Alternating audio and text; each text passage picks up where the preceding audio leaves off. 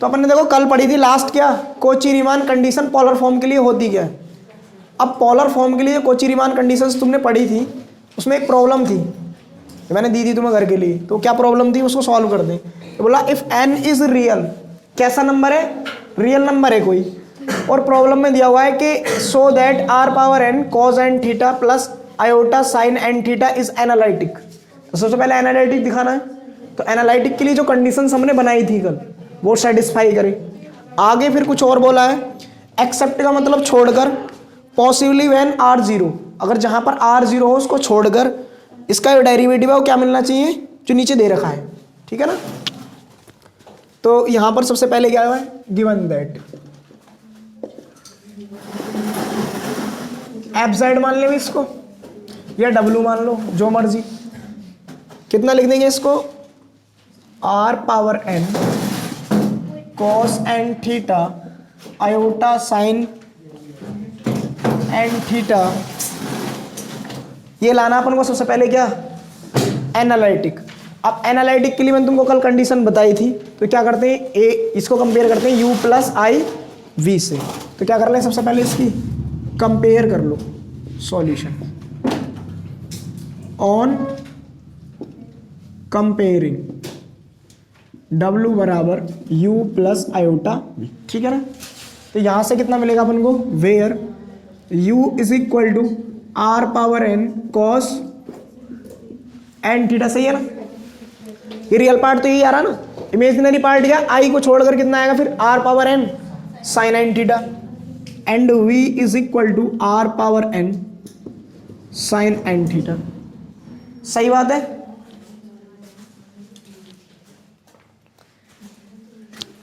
देखो इधर अब क्या काम करते हैं, यहाँ इन दोनों के पार्शियल डेरिवेटिव्स निकालने भाई।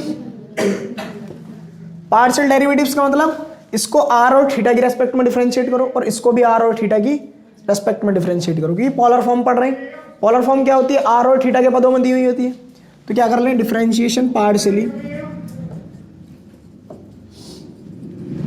ऑफ u एंड v और विद रेस्पेक्ट टू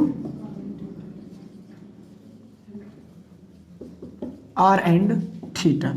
तो बोलो r और थीटा की रेस्पेक्ट में हम इनको डिफरेंशिएट करेंगे तो del u over del theta कितना मिलने वाला है, सिर्फ थीटा की रेस्पेक्ट। तो इसका होगा ये constant r power n as it is cos n theta का माइनस का sin n थीटा, तो माइनस बाहर आ गया, और इसका अगेन करोगे तो n, तो n भी आ गया। बोलो सही है या नहीं। And del u over del r, तो n r की power n minus one, partially करने थे तो कांस्टेंट होगा, तो cos n theta as it is, कोई दिक्कत। एंड अब क्या निकालें, del v over del theta. तो del v over del theta कितना मिलेगा, n r की power n cos n theta. बोलो सही है या नहीं। sin n थीटा का cos n थीटा n आया वो यहाँ पर आ गया। और लास्ट क्या रह गया अपने पास, del v over del r, तो n r की पावर n माइनस वन और sin n थीटा। बोलो सही है या नहीं। सही है। अब कंडीशन क्या थी, कोची रीमान इक्वेशन वाली, बोलना इधर, मैंने तुमको कल जो लिखाई थी, del u over del theta किसके आया था, इक्वल माइनस का r del v over del r, और del u over del r किसके इक्वल आया था, 1 upon r del v over del theta, या del v over del theta आया होगा r del u over del r। यही तो कंडीशंस थी। तो सबसे पहले इस रिलेशन को देखें, del u over del theta अपने पास ये रखा है।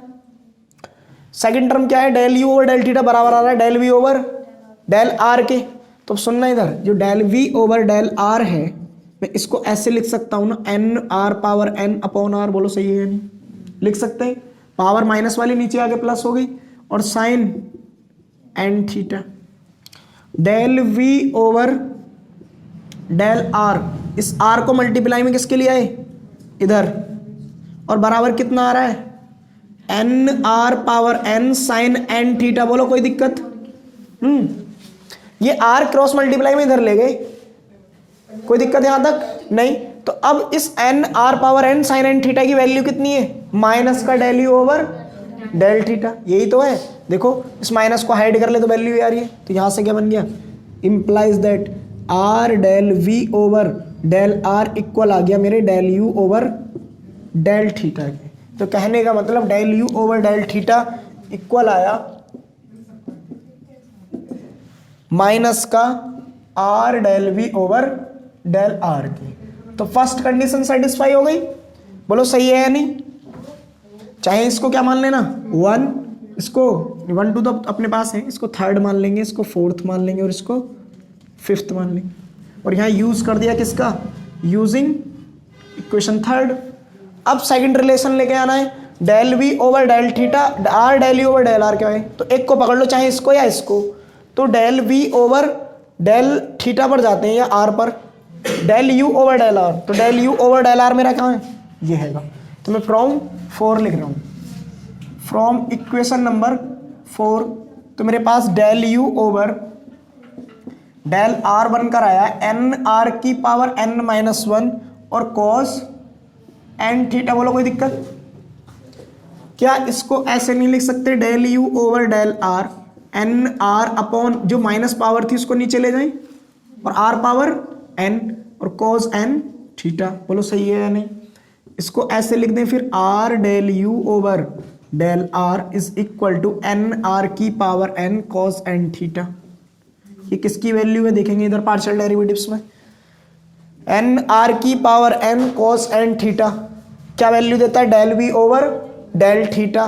तो अपने पास r del u over del r आ गया del v over del theta. देखो इन दोनों में डिफरेंस रखना है u और v, तो पता ही नहीं चलेगा भी कौन सा क्या है। u फॉर अम्ब्रेला और v फॉर वैन गाड़ी गैस वाली। कितना आया यहां से, या और करके लिख दो इसको, del v over del theta is equal to आ गया del u over del r और मल्टीपल में कितना आया। और यहां कौन सी इक्वेशन यूज की थी हमने, यूजिंग 5। तो मेरे पास इस ब्रैकेट को देखें और इसको देखें, क्या ये दोनों कंडीशन सेटिस्फाई कर रही है इन कंडीशन को। और ये कंडीशन किसकी है, कोची रीमान वाली। तो यहां लिखेंगे hair W satisfies C hours equations. किसको सेटिस्फाई कर रहा है, सी आर इक्वेशन को। सबसे लास्ट में क्या लिख देंगे फिर, हैंस W इज एनालिटिक। क्या हो गया यो, एनालिटिक हो गया। W का मतलब ये एनालिटिक हो गया, r power n cos n theta plus i sine n theta. Note करो। अब सेकंड पार्ट सॉल्व कर लें। सेकंड पार्ट में बोल रहा है कि एक्सेप्ट पॉसिबली व्हेन आर बराबर 0, मतलब जहां पर पॉसिबल हो आर 0 है। इस पर देखिए क्या मिलना चाहिए था, जो अभी दिखाया हमने उस बात को, वो तो सही बात हो गई कि पार्शियल डेरिवेटिव्स अगर आर 0 नहीं था, आर मल्टीपल में तो डेरिवेटिव सारे 0 0 आए थे नहीं। अब सेकंड पार्ट में बोल रहा है कि इसका डेरिवेटिव भी निकालो। डेरिवेटिव मतलब डिफरेंशिएशन करना है इसका, ठीक है ना। तो अपने पास एक रिलेशन होता है इसके डिफरेंशिएशन के लिए, वी हैव डी डब्ल्यू over d z is equal to आता है cos theta minus iota sine theta और डेल डब्ल्यू ओवर डेल आर। पार्शियली अगर ये पोलर फॉर्म के लिए, तुम्हें वहां का बताया था मैंने, एक बताया था कार्टेशियन के लिए याद हो तो, डी डब्ल्यू over d z del u over, ये del z over del u याद ही ना रहा। क्या बताया था, z is equal to x plus iota y, या f z is equal to हमने पढ़ा था u प्लस आई वी। तो हमने फॉर्मूला पढ़ाया था नहीं एक, कि डी डब्ल्यू ओवर डी जेड बराबर होता है del u over del z के, पढ़ाया था नहीं पीछे। तो वो किसके लिए रिलेशन था, कार्टेशियन के। जहां पर हमने क्वेश्चन सॉल्व करते for what value of z ceases to be analytic this function, नहीं याद आ रहा, पहला एग्जाम्पल ही था, कराए थे नहीं वो कंडीशन ये वाली यूज। तो अब ऐसी अगर पोलर फॉर्म की बात करें तो पोलर के लिए कंडीशन ये होती है अपने पास, ठीक है ना। तो एक दिन की बातें भूल जाओ, पेपरों में कैसे होंगे तुम्हारे हालात। तो अब हमको क्या करना है, डब्ल्यू अपने पास रखा है, ठीक है ना। पार्शियल डेरिवेटिव निकालना है आर की पावर एन, तो आर वाले का हो जाएगा बस।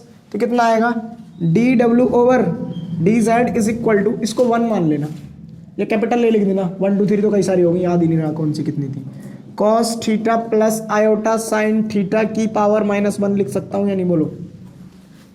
नहीं लिख सकते, ऐसे नहीं लिख सकते हैं, लिख सकते हैं। ये अधिकार तुम्हें फर्स्ट ईयर में मिल गया था।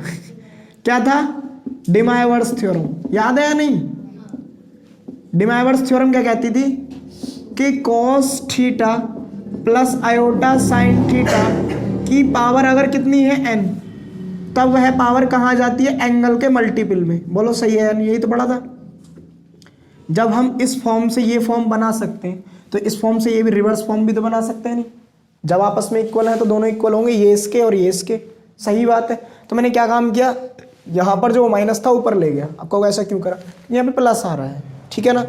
और प्रूफ भी क्या करना है, वहाँ पे n-1 लाना है एंगल में। जो प्रूफ करा रहा है हमसे dw/dz, क्या प्रूफ करा रहा है कि cos n-1 इंटू थीटा और sin n-1 इंटू थीटा। तो n ऑलरेडी यहाँ चल रहा है, -1 यहाँ से आ जाएगा, तो कितना हो जाएगा? n-1। प्रूफ अपना क्वेश्चन हो जाएगा। अब ये वाली वैल्यू तो ये लिख दी। अब डेल w/r बताओ, पार्शियली कर रहे हैं तो r का ही तो होगा। कितना आएगा वह? r की पावर n-1, पावर इक्वल आ गई, और ये ऐसी का ऐसी रहेगी। तो इसमें भी ये प्रॉपर्टी यूज कर दो। बोलो क्या लिख सकते हैं इसको? की पावर लिख सकते हैं भाई। एंगल को हम कहाँ ले गए? पावर में। जब पावर को एंगल में ले जाते हैं इसकी हेल्प से, तो हम एंगल को पावर में भी ले गए, कोई दिक्कत नहीं। तो ये दोनों टर्म्स क्या है? सेम बेस रखती है अपने पास, और जब सेम बेस है इनका तो पावर क्या हो जाएंगी? ऐड हो जाएंगी। तो dw/dz हमको कितना मिलेगा? cos theta plus iota sine theta की पावर n-1। बोलो सही है या नहीं? n ये रहा, -1 ये रहा, कोई दिक्कत? समझ में आ गया ना ये कैसे कर दिया? यहाँ पे यहाँ ये प्रॉपर्टी लगा दी। यहाँ देखो ये माइनस था, इस माइनस को ऊपर ले गए, क्योंकि दूसरा फॉर्मूला ये भी होता है। ये अगर यहाँ पे प्लस माइनस लगाऊं तो यहाँ पे भी प्लस माइनस आ जाता है। या ऐसे लिखूं cos theta plus i sine theta की पावर -n लिखूं, तब आता है cos, एंगल भी तो मल्टीप्लाई होगी। यहाँ से समझो इसको कैसे बनाएगा। माइनस का n थीटा हो जाएगा, नहीं हो जाएगा भाई? एंगल में कितना आ गया? -n प्लस आई साइन, फिर -n आ गया एंगल में, इंटू थीटा। बोलो सही है नहीं? और cos ऑफ माइनस थीटा कितना होता है? प्लस का cos थीटा। तो यह कितना हो गया? cos n थीटा प्लस मेरा, कोई दिक्कत नहीं। बट साइन माइनस थीटा होता है माइनस साइन थीटा, सही आता है ना। तो कितना आएगा यहाँ पे? माइनस का आई साइन n थीटा। अगर मैं n को यहाँ पे कितना रख दूं? 1, तो यहाँ पे कितना आ जाएगा? -1। यहाँ पे भी कितना? -1। तो ये फाइनली क्या बनेगा? cos थीटा आई साइन थीटा। बोलो सही है नहीं? तो मैंने इससे क्या लिख दिया? इसको ऐसा लिख दिया, कोई दिक्कत? और ये तो तुम्हें पास फॉर्मूला कौन सा बन गया था? ये वाला, ठीक है ना। अब इन दोनों का क्या था? cos theta plus iota sine theta. Base बिल्कुल ऐसे यहाँ पे है और सेम बेस यहाँ पर है, तो दोनों की पावर को हमने क्या कर दिया? ऐड कर दिया, n-1 लिख दिया, और n r की पावर n-1 ये आ गया। बोलो सही है नहीं? अब क्या काम करो, वही प्रॉपर्टी दोबारा रिपीट कर दो कि पावर की मल्टीप्लाई किस में करा दे? एंगल में, क्योंकि प्रूफ करा रहा है ऐसा। तो यहाँ लिख देंगे बाय यूजिंग, या अगेन बाय यूजिंग। दोबारा यूज कर रहे हैं ना हम। यहाँ भी क्या करा था? डी मायोवर्ट्स थ्योरम यूज की थी। यहाँ भी लिख देंगे by using de Moivre's theorem. Spelling सही लिख लियो इसकी, ठीक है ना। आधे गलत लिखते हैं, कितना आएगा?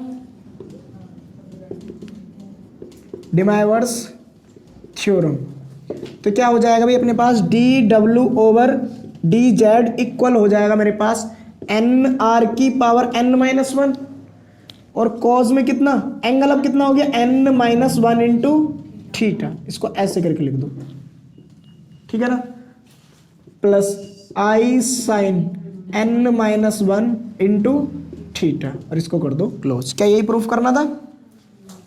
लिख लो फिर इसको। तो देखो कुछ क्वेश्चन में तुमसे डेरिवेटिव्स पूछेगा, और क्वेश्चन थोड़ा टिपिकल हो तो डेरिवेटिव निकालने में दिक्कत आएगी। तो वहाँ उसके लिए एक फॉर्मूला होता है हमारे पास पार्शियल डेरिवेटिव्स का, जो फर्स्ट सेमेस्टर में ही पढ़े थे तुमने, ठीक है ना। और नहीं पढ़े हो तो मैंने बना भी रखी है वीडियोस, थर्ड सेमेस्टर की वीडियोस में आएंगे पार्शियल डेरिवेटिव्स। तो हेडिंग लगाएंगे पार्शियल डेरिवेटिव्स, और ये पार्शियल डेरिवेटिव्स किसी पॉइंट पर किस प्रकार फाइंड करते हैं, ठीक है ना। क्वेश्चन हमसे देगा कि इसका डेरिवेटिव फाइंड करो एट z इक्वल टू 0 या z बराबर 1 या 2 या 3, जो भी पूछेगा, ठीक है ना।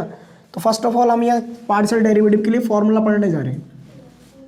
मैं कंसीडर के ले रहा हूँ let u and v both are functions of x and y, ठीक है ना। मैं पहले इनका पार्शियल डेरिवेटिव निकालना हूँ किसी भी एक के लिए, चाहे यू के लिए और वी के लिए, जिसके लिए लिखना चाह रहे हो। जैसे यू के लिए लिखेंगे वैसे वी के लिए फॉर्मूला होगा, दोनों एक्स वाई के फंक्शन है। Then partial derivative of u with respect to x और एट एक्स, या ऐसे लिख देंगे at a comma b, 2 point दे दिए। आपको वो 2 क्यों ले रहे हो, क्योंकि जेड बराबर एक्स प्लस आयोटा वाई जैसा होता है, ये पेयर चलता है, आर स्क्वायर पर डिफाइन होता है, ठीक है ना।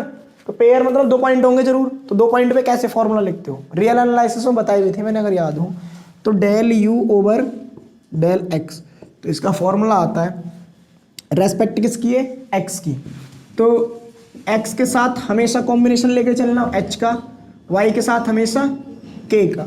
तो इसके लिए फॉर्मूला आता है लिमिट एच टेंड्स टू 0, और यहाँ लिखते हैं u of a plus h b as it is minus u a comma b और अपॉन में आ गया एच। सही बात है नहीं, किसके लिए फॉर्मूला बनाइए, partial derivative of u with respect to x. ठीक, अगर मैं इसी को वाई के लिए लिखूं del u over del y, तो ऐसा क्यों कर रहे हैं हम, जो कैलकुलेशन हमारे पास बड़ी होगी, डिफरेंशिएशन करने में दिक्कत आ रही होगी, तो हम इन वैल्यूज को निकाल लेंगे सीधा और वो उठा के यहाँ रख देंगे, आंसर आ जाएगा, del u over del x direct मिल जाएगा हमको, ठीक है ना। जैसे हमको कोची रीमान में जरूरत किसकी होती है, del u over del x, del b over del y, del u over del y, तो जितने भी पार्शियल डेरिवेटिव है इन फॉर्मूलाज की हेल्प से सॉल्व कर सकते हो। अगर इन पे क्वेश्चन बनता है तो लॉन्ग क्वेश्चन बनेगा जब भी बनेगा, ठीक है ना, याद रखना। अब y के साथ मैंने किसका कॉम्बिनेशन बोला तुमसे, के, वो चॉइस है मगर फिक्स रखना है, अगर h को मतलब h को तुम x ही मान के चल रहे हो तो यही रखना। तो लिमिट k टेंड्स टू 0, अब k कौन सा घटक होता है, y कंपोनेंट होता है, सेकंड कंपोनेंट, तो इस बार a से कुछ नहीं करना, b में ऐड कर दो, ये 0 माना, जो भी ऐड करा वो लगभग 0 ही मान लिया आपने, और यहाँ पर लास्ट में point as it is a comma b और डिवाइड में k, कितना आएगा इस बार, ठीक है ना। तो ये दोनों फॉर्मूलाज यूज करने। अब सुन लो इनको कैसे यूज करेंगे, हम अप्लाई कैसे करेंगे। जैसे एक एग्जांपल लिखूं,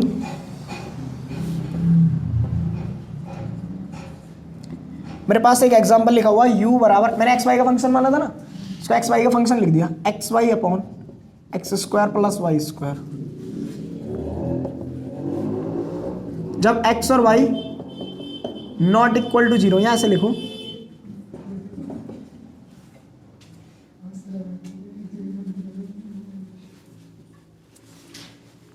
और हल्का सा बना देते हैं, चलो ऐसे रख दो, x प्लस वाई अपॉन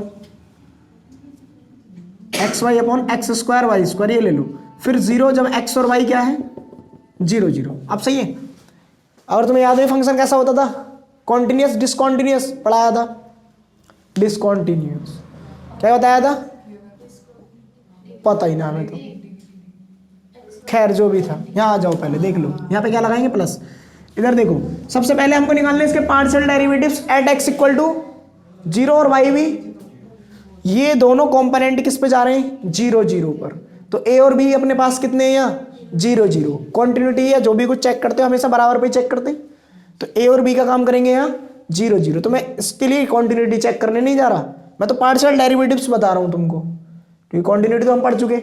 तो पार्शियल डेरिवेटिव्स कैसे मिलते हैं यहाँ, here del u over del x कितना आएगा, इसके लिए फॉर्मूला क्या बनेगा, लिमिट h टेंड्स टू 0, और यहाँ क्या लिखेंगे u of a plus H, a कितना है 0, तो 0 प्लस एच कोमा और माइनस u अपॉन h, बोलो सही है या नहीं, ऐसे कंपेयर कर लो, a और b कितने यहाँ पर 0 0, समझ में नहीं आ रहा है क्या, आ रहा है तो वैल्यूज लगा लो यहाँ पे, limit h tends to 0, u h comma 0, y तो 0 हो गया ना, h कोमा 0 रखोगे कहाँ पे, जहाँ x y है, y 0 तो ये सारा मामला, और ये भी बटे में टोटल 0। अब वो कैसा आ गया, देखो x को हम कितना पुट करते हैं यहाँ पे h, y को क्या रखते 0, तो h कोमा 0 कंप्लीट 0, और 0 अपॉन कितना आता 0 plus sorry H square plus 0, तो 0 अपॉन एच स्क्वायर 0 ही होता है फाइनली, तो इसलिए क्या बनाए 0। सेम किसके लिए निकालेंगे अगर y के लिए, तब भी कितना आएगा 0। तो ये फॉर्मूला किस प्रकार लगाना वो बताया मैंने, अब प्रॉब्लम कर लेंगे जो भी दी हुई है, फॉर्मूला लिख लो पहले। देखो सबसे पहले एक एग्जांपल दिया हुआ है, बोल रहा है सिद्ध कीजिए ये कॉन्टिन्यूअस है एंड कोची-रीमान इक्वेशन को सेटिस्फाई कराता है, ठीक है ना। और जबकि एफ डैश जेड जो है वो एग्जिस्ट नहीं करता। एफ डैश जेड एग्जिस्ट ना करने का मतलब डेरिवेटिव नहीं मिलता है इसका। तो फंक्शन क्या दिया हुआ पहले ये लिखेंगे। एग्जाम्पल नंबर 8, गिवन दैट, हमारे पास एफ जेड गिवन है, तो देखो इसको लिखेंगे किस टाइप से, x cube into 1 plus iota minus y cube into 1 minus iota और डिवाइड में x square plus y square. और आगे बोल रहा है कि ये कब है, जब z is not equal to zero, zero है जब जेड इक्वल टू जीरो। सही बात है भाई। अब इधर देखिए एक मिनट सॉल्यूशन। सबसे पहले हम क्या काम करते हैं, इसके रियल इमेजिनरी पार्ट एक साथ सेपरेट कर लेते हैं, उसकी कंपेयर कर लेंगे u प्लस आई वी से। देखो अगर डेरिवेटिव निकालने इससे तो निकालने नहीं, जो जीरो नहीं है उसी के चेक करोगे, इसके जीरो आने वाले वैसे। तो सबसे पहले हमारे पास दिया हो गया at z is equal to zero, f z कितना है जीरो। एंड दूसरी बात अपने पास क्या दिया हुआ, एफ जेड, जब जेड कितना नहीं है जीरो नहीं है, तब उस केस में दिया हुआ है x cube 1 plus i minus y cube 1 minus i divide में आया एक्स स्क्वायर प्लस, तो यहाँ से एफ जेड कितना मिलेगा, x cube minus y cube, बोलो सही है नहीं, इसकी इसके साथ मल्टीप्लाई, इसकी इसके साथ, रियल पार्ट एक साथ ले लिया, प्लस आई देखो यहाँ पे भी है यहाँ पे भी है, और दोनों जगह प्लस का आएगा क्योंकि माइनस माइनस यहाँ पे हो जाएगा, यहाँ बचेगा एक्स क्यूब प्लस, बोलो सही है या नहीं, अपॉन में एक्स स्क्वायर प्लस, देखो इसकी जब इसके साथ मल्टीप्लाई करो माइनस माइनस प्लस। अब इसकी कंपेयर कर लें, on comparing f z is equal to u plus iota, तो यू क्या होगा, ये वाला पोर्शन, रियल में तो ये दोनों का अपॉन में जाएगा ना, और इमेजिनरी में ये इसके भी बर्थडे में जाएगा क्योंकि ये तो दोनों का क्या आ रहा है, एलसीएम ही तो आ रहा है दोनों का, तो इसके अपॉन में भी होगा और इसके अपॉन में भी होगा। तो यहाँ से सबसे पहले यू एंड वी निकाल लेते हैं। तो here u is equal to कितना आया, x cube minus y cube upon में x square plus y square, and v is equal to मिला x cube plus y cube upon में एक्स स्क्वायर प्लस। अब ये दोनों अपने पास मिल गए, मेन काम तो एक तो यही था कि u और v सेपरेट कैसे करके लेकर आओगे। अब del u over del x निकालियो, फिर del u over del y, तो कैलकुलेशन थोड़ी दिक्कत करेगी ना। उसने एक वैल्यू दे रखी है कि जीरो जीरो वैल्यू इतनी है, एफ जेड जीरो है, कब होगा जीरो, जब जेड जीरो है, और जेड जीरो होने का मतलब एक्स भी जीरो वाई भी जीरो, कितना दैट इज, इसका मतलब एक्स प्लस आई वाई बराबर, इसको क्या लिख सकते हैं, एक्स प्लस आई वाई बराबर zero plus i into zero, बोलो सही है नहीं, इट इंप्लाइज दैट एक्स भी जीरो और वाई भी जीरो। तो ये जो एफ जेड जीरो है कब है, जब एक्स को वाई जीरो जीरो है। सही बात है नहीं। यहाँ अपन क्या भी लिख सकते हैं या और करके कि एक्स को वाई जब मेरा जीरो जीरो है, और यहाँ पर क्या लिख सकते हैं जब एक्स को y not equal to zero comma zero है। सही बात है भाई, यहाँ तक कोई प्रॉब्लम नहीं। अब क्या लगाना है, अभी जो फॉर्मूले पढ़े थे पार्शियल डेरिवेटिव्स के हमने, तो यहाँ पर सबसे पहले निकालते हैं now del u over del x, तो कितना आएगा, limit h tends to zero, और यहां पर बनेगा f ऑफ, अब u लेके चल रहे हैं फंक्शन, तो u कितना a प्लस एच, a कितना है मेरा, जिन पॉइंट पर मैं चेक कर रहा हूं, और किस पे चेक कर रहा हूं, जीरो कोमा, इन्हीं पे तो चेक कर रहे हैं हम। यहां लिख देंगे at x comma y equal to zero comma zero, इन पॉइंट्स पर चेक कर रहे हैं। तो a और b अपने पास कितने, zero comma zero, a plus H लिखते तो जीरो प्लस एच आ जाएगा, तो ये बनेगा जीरो प्लस एच कोमा और माइनस यू अपॉन में एच, बोलो सही है या नहीं। अब limit h tends to zero, यहां पर कितना आएगा, ये u h comma zero, u कितना है, h मतलब x की जगह आएगा h cube minus zero upon h square plus 0, और इधर कितना बनेगा माइनस यू 0 0 0। क्यों? क्योंकि डिग्री ऊपर ज़्यादा है, जब भी डायरेक्ट डिग्री होगी ऊपर वाला 0 आएगा ना, नो कॉमन करके काटोगे भी तो ऊपर वाली डिग्री ज़्यादा है, तो कितना बन जाएगा 0 या 1 फॉर्म। 0/0 फॉर्म नहीं बनने वाली, 0/1 को 0 रखो सबसे पहले, किसी भी एक को। देखो अगर यहाँ x को 0 पुट करते, मैं रख के दिखा रहा हूँ 0 कैसे आया।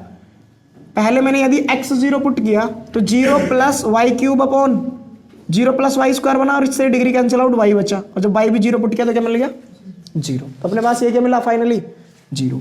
नीचे h का h ही आ गया। यहाँ थोड़े दिमाग से लिमिट सॉल्व कर दियो, कभी सैरो का अनंत लिखे आओ या फॉर्म बनाई आओ, ठीक है ना। तो ये 0 कैसे बना समझ में आया। अब यहाँ सुनो, h³ अपॉन h², ये कहाँ पे जाएगा इसके मल्टीपल में, तो यहाँ क्या बनेगा h³ अपॉन, और इससे कितने टाइम गया है, तो मेरे को मिला पहला partial derivative 1, del u over, लिखो यहाँ तक। देखो हमने फर्स्ट डेरिवेटिव निकाल लिया, सेम क्या निकालने, del u over del y, and इधर देखेंगे अब del u over del y कितना आएगा अपने पास। अब y के साथ मैंने बताया था k लेकर चलेंगे, तो क्या लिखेंगे लिमिट k टेंड्स टू 0, तो कितना आएगा u 0, 0 + k, बोलो सही है या नहीं।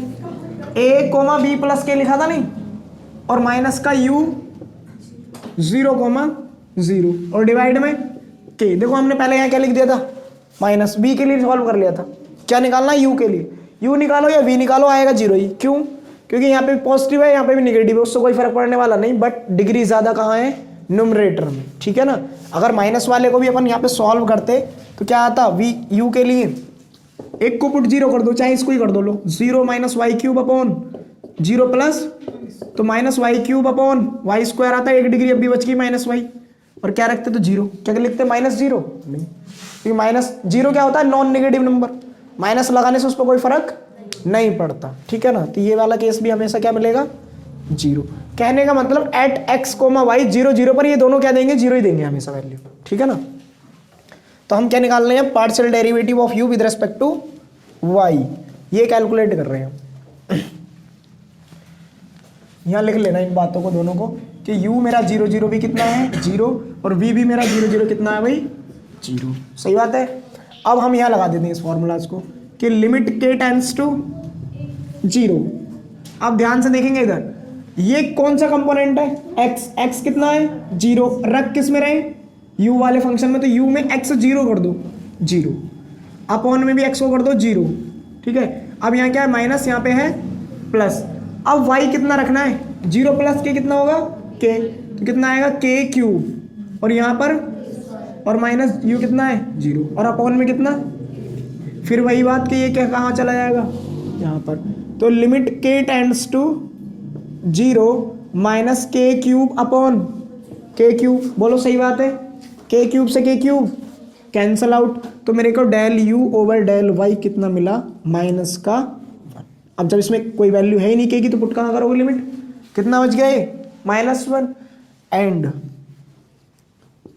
del v over del x। अब v के पार्शियल डेरिवेटिव निकालो, तो v के लिए फॉर्मूला क्या लगाएंगे, देखो रेस्पेक्ट किसकी ले रहे हैं हम x की, तो फिर क्या लिखेंगे पहले h की लिमिट, तो लिमिट लिखूंगा मैं h टेंड्स टू 0, सही बात है।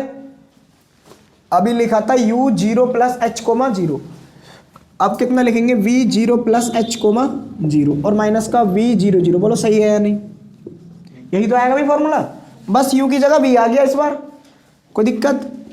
लिमिट h टेंड्स टू 0, बोलो ये कितना आएगा, रख दो वहाँ x की जगह h, तो h³ - 0 अपॉन h², और इधर कितना ये +0, और इधर 0, डिवाइड में भी h, और ये कहाँ गया यहाँ पर, फिर वही बात कि लिमिट h टेंड्स टू 0 कितना बनेगा h³ अपॉन कितना मिलेगा 1, ठीक है ना। अब बचा अपने पास कौन सा, सॉरी यहाँ क्या लगाएंगे प्लस, माइनस नहीं, क्यों, इस बार वैल्यू हम कहाँ रख रहे हैं v वाले फंक्शन में, ठीक है ना, v में रख रहे हैं हम वैल्यूज, तो आना हुआ कितना है, फिर भी आंसर एक ही आएगा। एंड अब क्या निकालना है, partial derivative of v with respect to y, तो आएगा del v over del y is equal to limit k tends to 0, तो यहाँ पे लिखेंगे v 0, 0 प्लस के और माइनस का v 0 अपॉन में के। सही बात है भाई।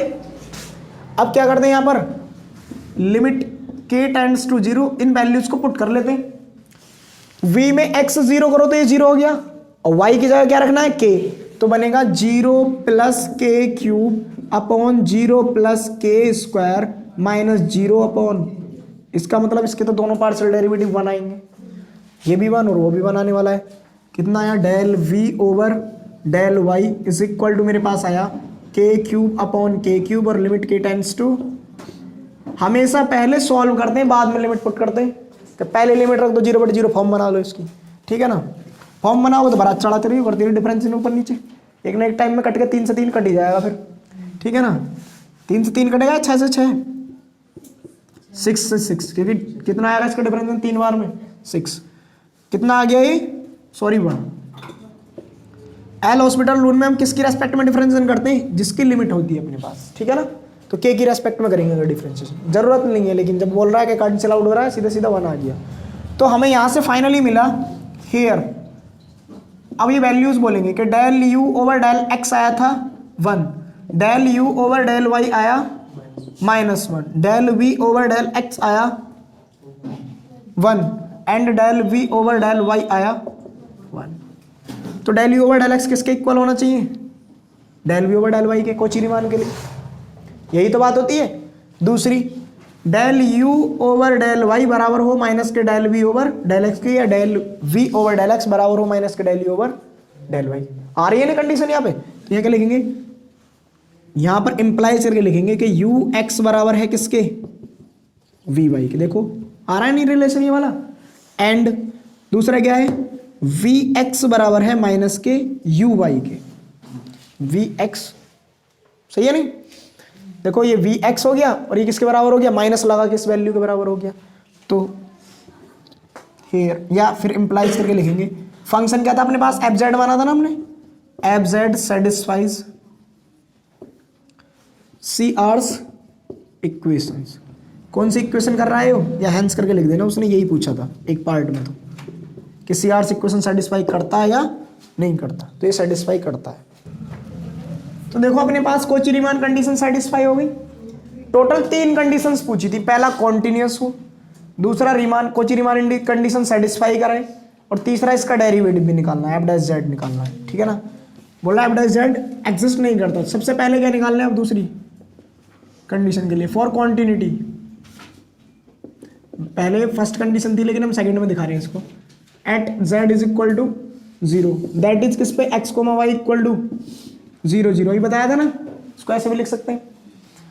सिंस u बराबर कितना है, एफ जेड बराबर था u plus iota v, f z था कितना, u की वैल्यू थी x cube plus y, sorry minus y cube upon में x square plus i into x cube plus y cube upon u plus, sorry x square plus, ये लिखाया था नहीं।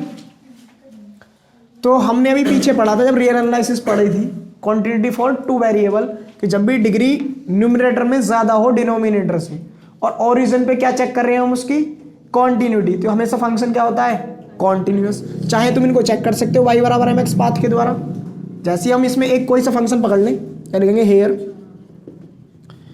u and v both are continuous at origin, so it implies that fz is also continuous at origin, या that is z बराबर 0। But अब मैं इनको करके दिखा रहा हूँ एक कॉन्टिन्यूस, जैसे कैसे पढ़ा था हमने, u बराबर अपने पास x cube minus y cube upon x square plus, हम कोई भी पाथ लें, y बराबर एम एक्स या y बराबर एक्स स्क्वायर, जो भी पाथ लेते हैं हर एक पाथ पर क्या मिलना चाहिए, लिमिट सेम। तो हमने एक पाथ लिया y बराबर एम एक्स और अलोंग चेक कर रहे हैं ओरिजिन के, तो कितना आएगा ये, limit x tends to 0 x cube minus M cube x cube upon x square plus m square, तो लिमिट x टेंस टू तो यहां से कितना कॉमन आ रहा है, अपॉन में ये कैंसिल आउट, अब भी x की 1 डिग्री बची जिसके कारण ये टोटल 0 हो गया। तो ऐसा कोई भी पाथ नहीं मिलेगा जो 0 से अलग इसकी लिमिट प्रोवाइड करा दे।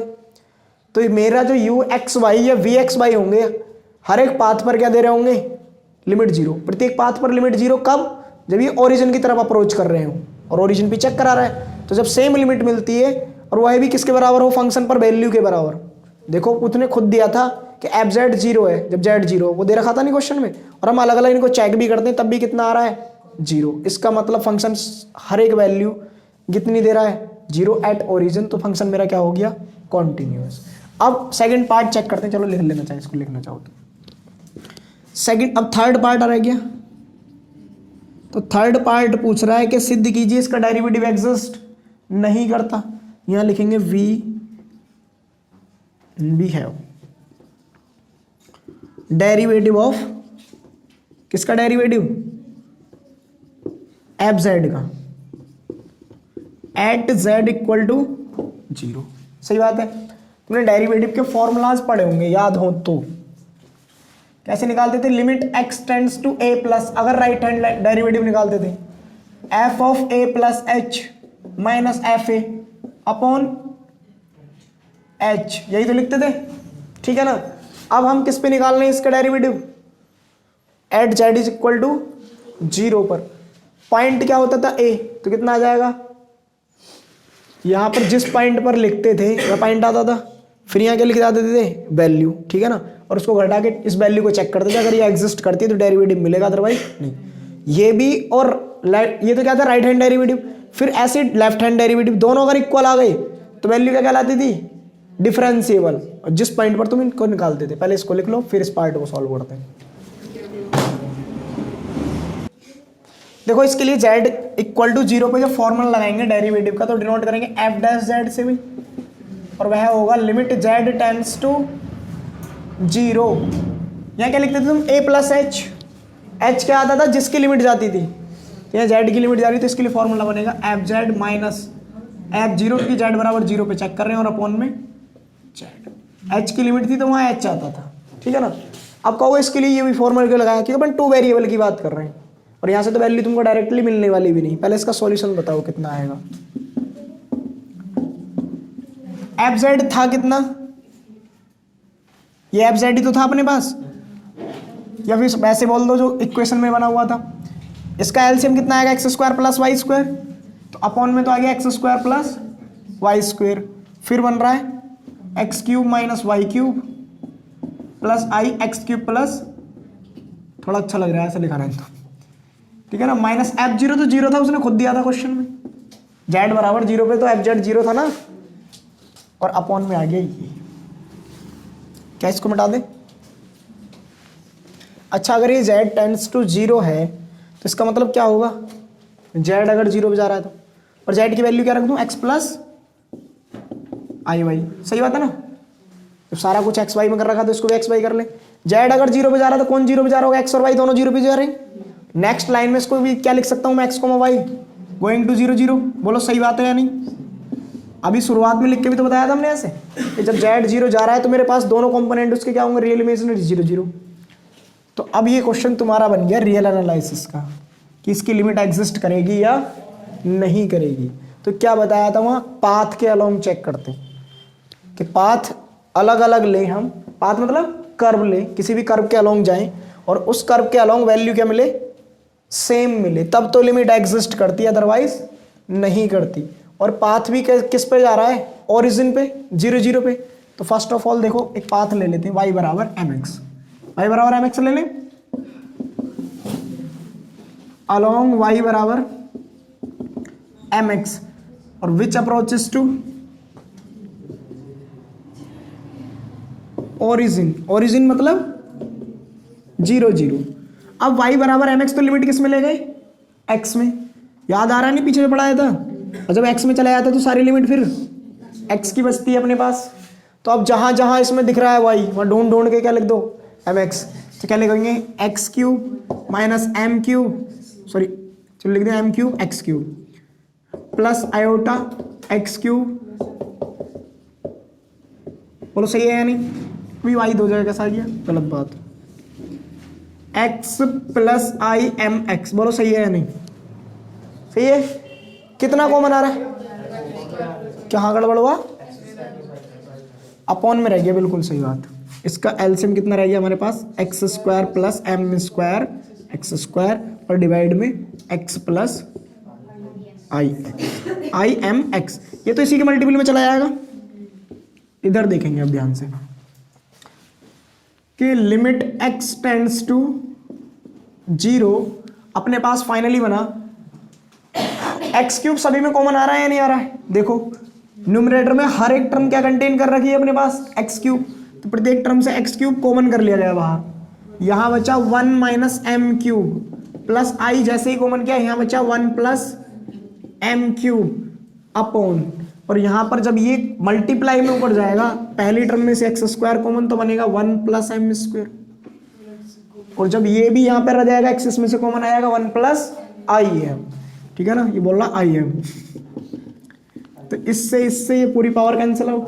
x किस पे जा रहा है, क्या इसमें x है अब, नहीं, किस पे लिमिट डिपेंड कर गई, m की वैल्यू पर, और जब भी एक आर्बिट्ररी कांस्टेंट पर लिमिट डिपेंड कर जाती है तो क्या बोल देते हैं, लिमिट एग्जिस्ट नहीं करती, और लिमिट एग्जिस्ट नहीं कर रही तो कौन एग्जिस्ट नहीं कर रहा, f डैश z, सही बात है। तो यहां से f डैश z किस पे कर गया depend, depends on arbitrary constant m, तो हैंस करके हम क्या लिख देंगे, f dash z does not exist. तो ये तुम्हारा एक लॉन्ग क्वेश्चन था, ठीक है ना, जो कि हुआ समापत, लिख लो।